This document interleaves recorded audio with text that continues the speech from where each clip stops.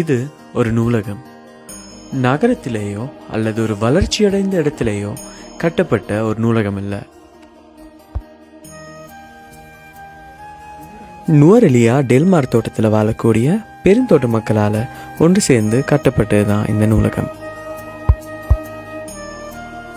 டெல்மார் தோட்டத்தை சேர்ந்த இளைஞர்களால் கட்டப்பட்டு நவீன தொழில்நுட்பத்துடனும் பல்வேறு வசதிகளுடனும் இயங்கி வரும் இந்த நூலகம்தான் வள்ளுவர் நூலகம்.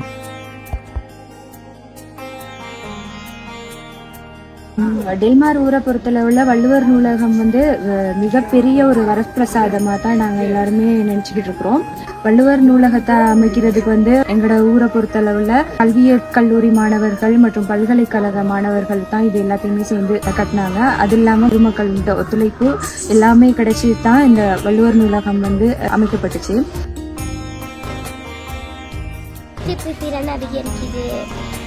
ஸ்மார்ட் போர்ட்னால தரமாறு மாணவர்களுக்கான பயிற்சிகள்லாம் போடுவாங்க.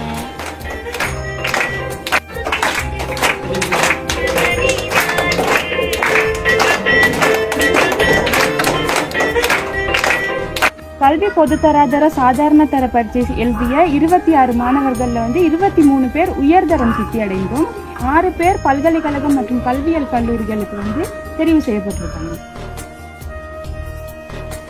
இந்த பெருந்தோட்டத்தில் வாழும் மக்கள் 1000 ரூபாய் சம்பளத்துக்கு கூட போராடி வரும் இந்த நிலையில் இவ்வாறான ஒரு நூலகத்தை அமைத்திருக்கிறார்கள் என்பது ஒரு கொண்டாடப்பட வேண்டிய ஒரு விடயமாகும்.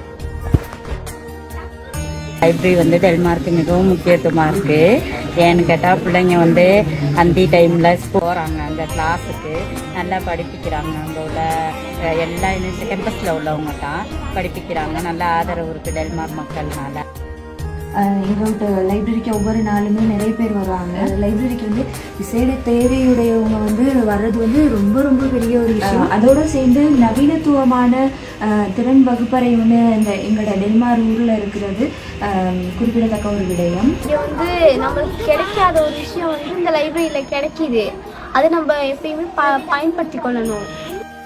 இந்த ஒரு நூலகம் நாளைய சமூக சாதனையாளர்களை உருவாக்குவது மட்டுமில்லாமல் ஒன்று சேர்ந்தால் யாராலையும் சாதிக்க முடியும் என்பதற்கான ஒரு சிறந்த உதாரணமாக இந்த டெல்மார் ஊர் திகழ்கிறது.